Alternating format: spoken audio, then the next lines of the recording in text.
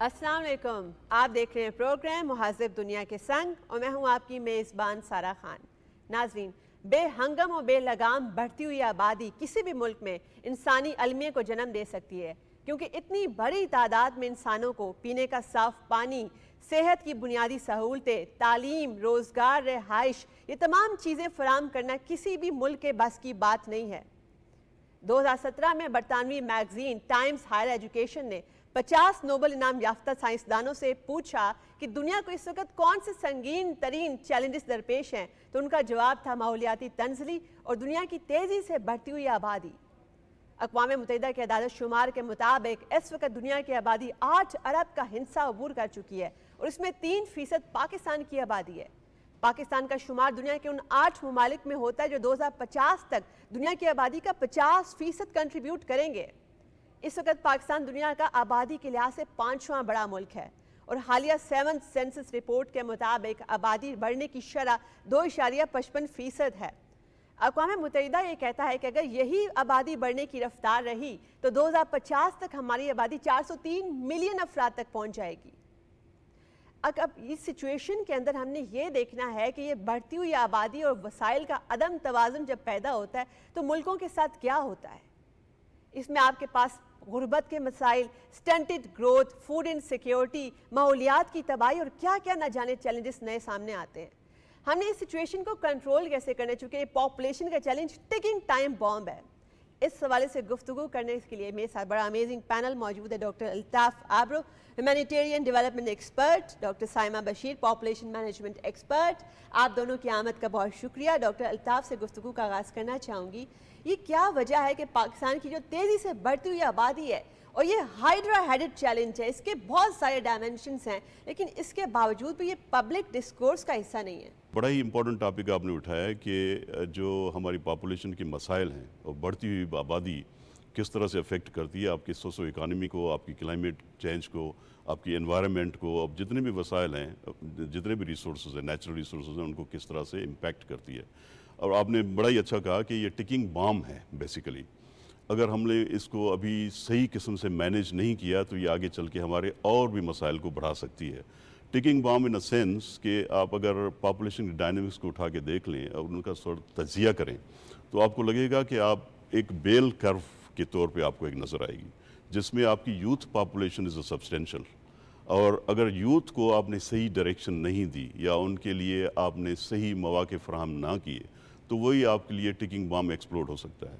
तो इसलिए किसी भी मुल्क के लिए अपने यूथ को एक सही डायरेक्शन देना, उनको सही रुख में लेके जाना, उनके तालीम का सही बंदोबस्त करना, उनके एम्प्लॉयमेंट का सही बंदोबस्त करना, और इसके अलावा फिर आपके सीनियर सिटीज़न होते हैं जिनके लिए हेल्थ का आपने एक मौजू जो है इंतज़ाम करना होता है।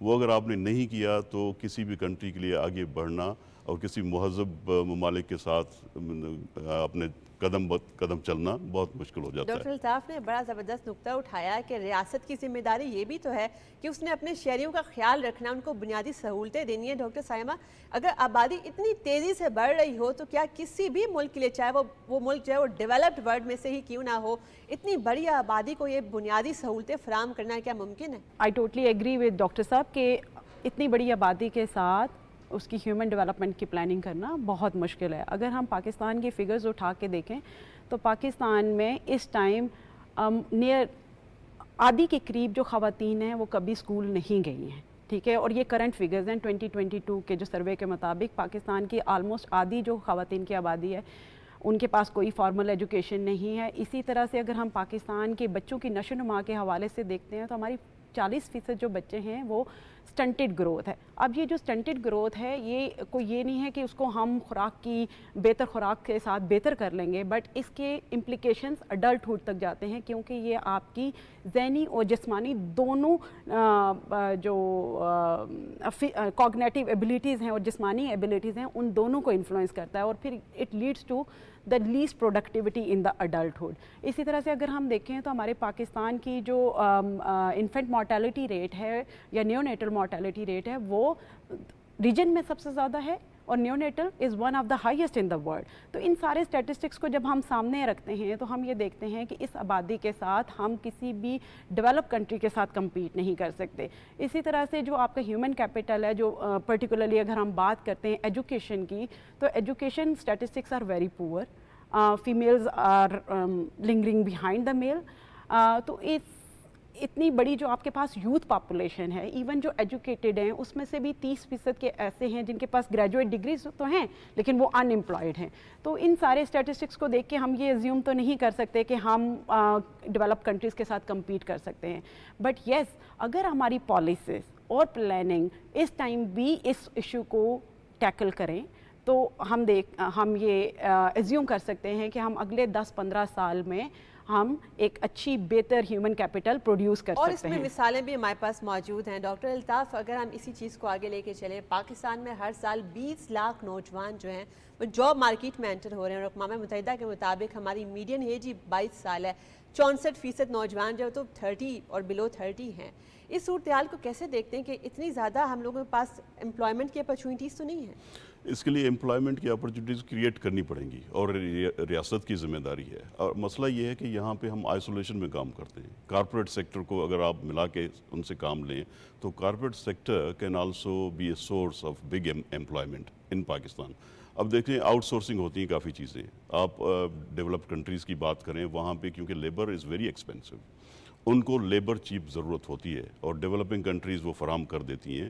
اگر ہم ان کو ٹیپ کریں, ان کے ریسورسز کو, تو ہم اپنے یہاں پہ جتنے بھی نوجوان ہیں جو بے روزگار ہیں ان کے وسائل کو استعمال کرتے ہوئے ان کے لیے امپلائمنٹ کا ذریعہ بن سکتے ہیں. یعنی کہ ہم جو اپنی پاپولیشن ہے اس کو ہم سسٹینیبل ڈیولپمنٹ اور ریمیٹنسز کا سورس بھی بنا سکتے ہیں. ایبسولوٹلی. اگر ہم نے اپنی ہیومن کیپٹل ڈیولپمنٹ کے اوپر کام کر لیا, مگر کیا دنیا کا جو کوئی بھی اگر ڈیولپڈ کنٹری بھی ہے وہ اتنی بڑی تعداد میں جو بے ہنگم پاپولیشن اس کو روزگار فراہم کر سکتا ہے؟ یہ ممکن نہیں ہے کسی کے لیے. اور ویسے بھی آپ اکنامک ٹرم میں آپ دیکھیں تو ان employment is also necessary for the progress. وہ اس لیے کہ آپ کی جاب مارکیٹ جو ہے وہ ٹک کر رہی ہوتی ہے.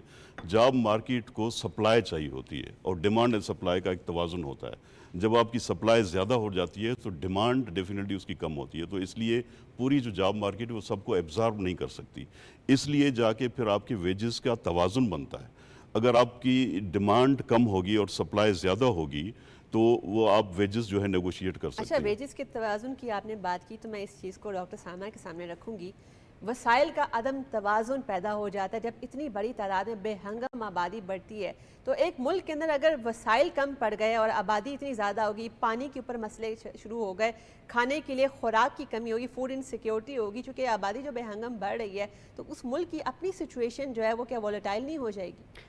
اچھا سارا, بالکل آپ صحیح کہہ رہی ہیں. اس سوال کا جواب دینے سے پہلے میں ڈاکٹر صاحب کے سوال میں جواب میں کچھ ایڈ کرنا چاہوں گی.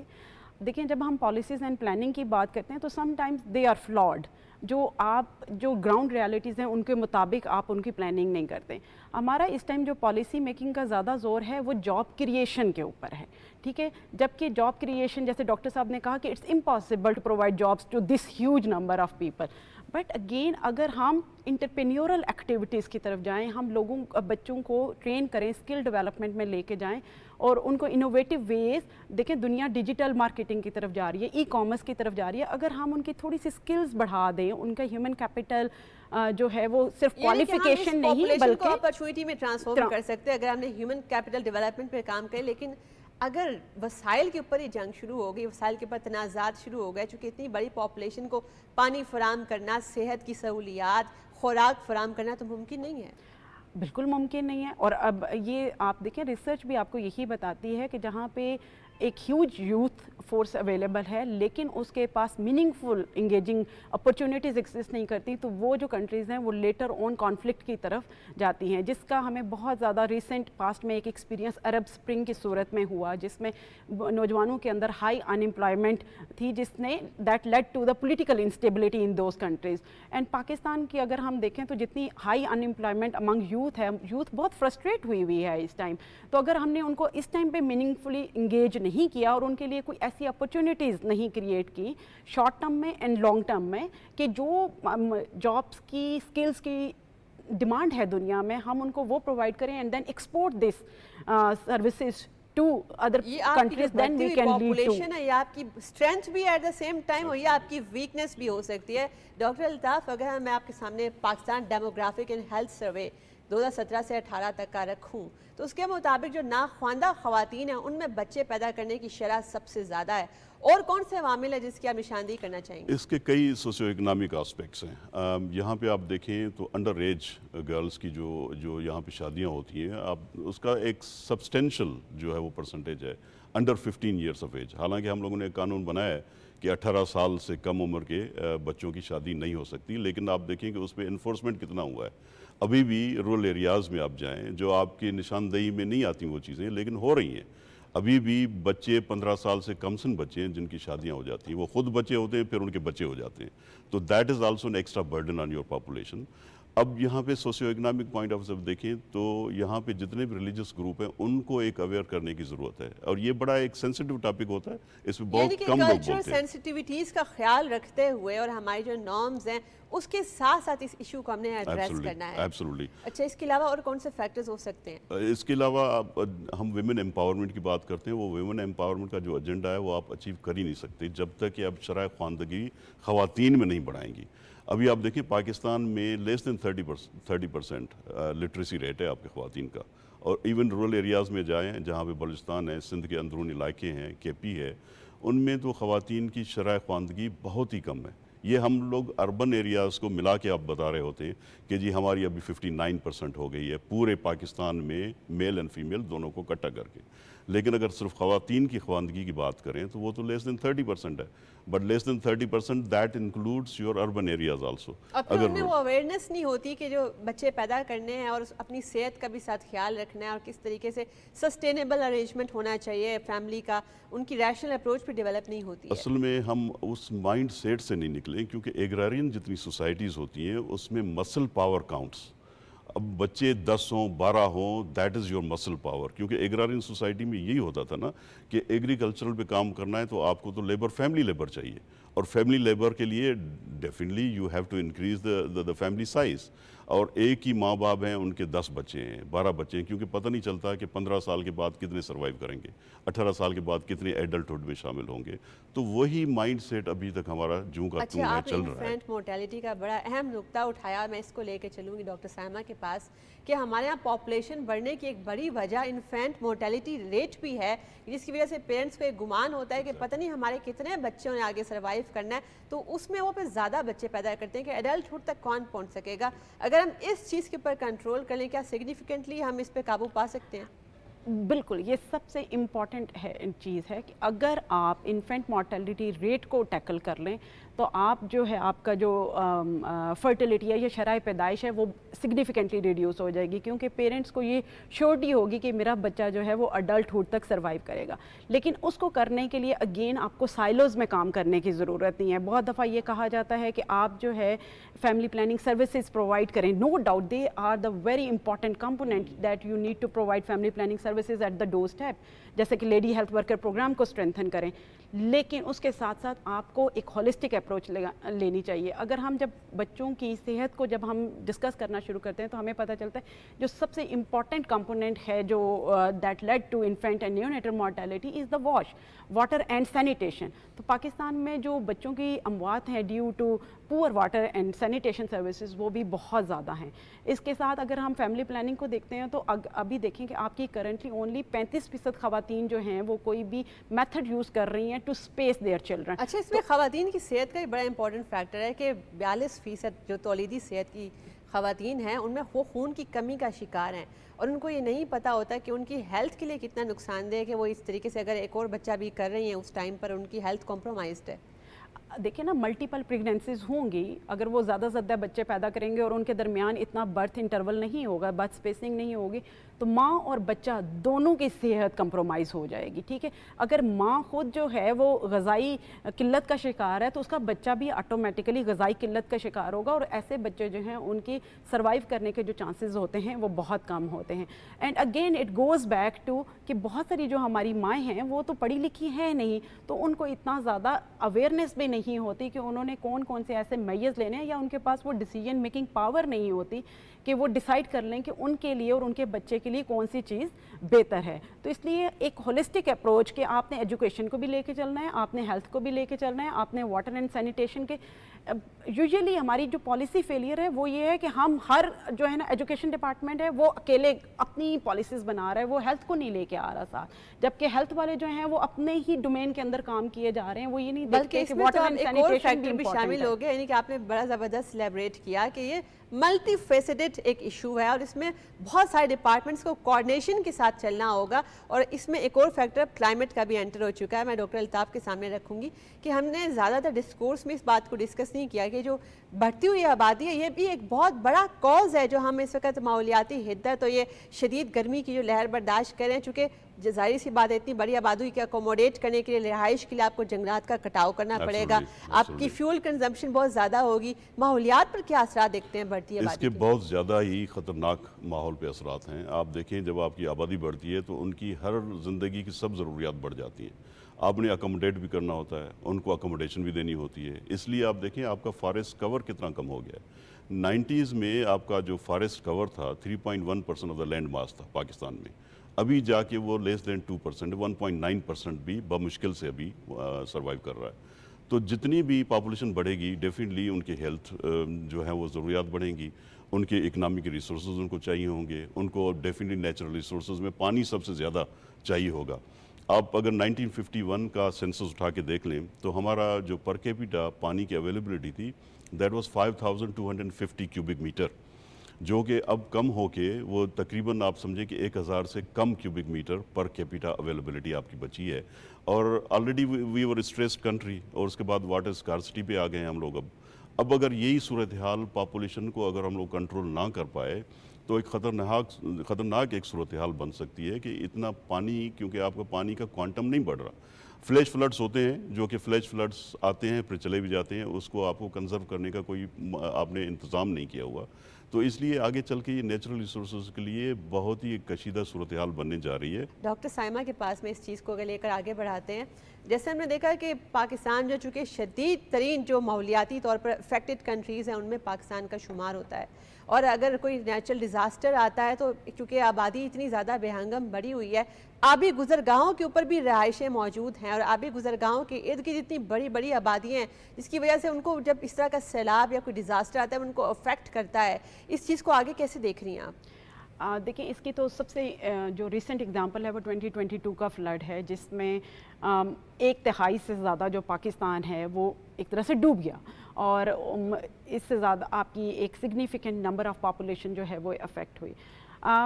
اگر میں پاکستان کو دیکھتی ہوں تو میرے ذہن میں ایک ورڈ آتا ہے, پاکستان از دا لینڈ آف ہاؤسنگ سوسائٹیز. تو ہماری جو بہت ساری ڈیولپمنٹ ہے وہ ریئل اسٹیٹ میں ہو رہی ہے, اور جو اس کو اگر ہم دیکھتے ہیں تو وہ بے ہنگم طریقے سے وہ بھی بڑھ رہی ہے. آپ اسلام آباد کو اگر آپ 1970s کا اگر جب اسلام آباد بنا تھا اور اس ٹائم آپ اس کا فارسٹ کور دیکھیں, اور آج اگر آپ گوگل میپ کے تھرو آپ اس کو ذرا دیکھیں تو آپ کو دور دور تک صرف ہاؤسنگ سوسائٹیز ہی نظر آ رہیں گی. تو یہ جو بے ہنگم قسم کی پلاننگ ہے ہماری ہاؤسنگ کی, یہ ہمیں افیکٹ کر رہی ہے. اسلام آباد کا ٹمپریچر اور ایئر کوالٹی انڈیکس سگنیفیکنٹلی جو ہے وہ پور ہو گیا ہے اوور دا ٹائم. اب اس کے جو بہت زیادہ افیکٹ ہمیں نظر آ رہے ہیں وہ اگین ماں اور بچے کی صحت پہ ہی نظر آ رہے ہیں. اسی طرح سے آپ دیکھیں آپ کی ایگریکلچر پروڈکشن جو ہے وہ بہت زیادہ ڈکریز ہوئی ہے.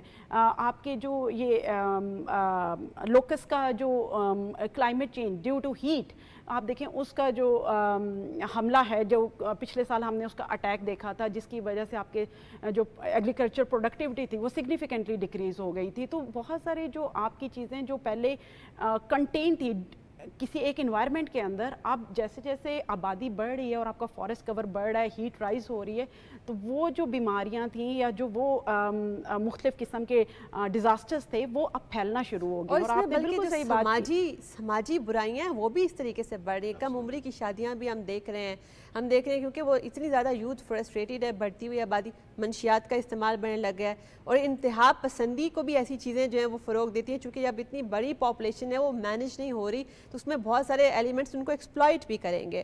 ڈاکٹر الطاف, ہم نے دیکھا ہے کہ اب دیہی اور شہری آبادی کا جو تناسب ہے اور توازن ہے وہ بھی بگڑنے لگ گیا ہے. چونکہ آپ نے دیکھا کہ اربن سینٹرز کے اندر زیادہ سہولتیں فیسلٹیز ہیں تو وہاں سے مائیگریشن ہوتی ہے, اور ہم چونکہ بیسکلی تو ہم ایک ایگریرین اکانومی ہے. اس چیز کو آپ کیسے دیکھتے ہیں بڑھتی ہوئی آبادی کے تناظر اصل میں تناسب بڑھ گیا ہے, اربنائزیشن ایٹ اسکیل ابھی ہو رہی ہے. اس کی وجہ یہ ہے کہ باقی جتنی بھی آپ کی زندگی کی ضروریات ہیں وہ آپ کے شہروں میں میسر ہیں.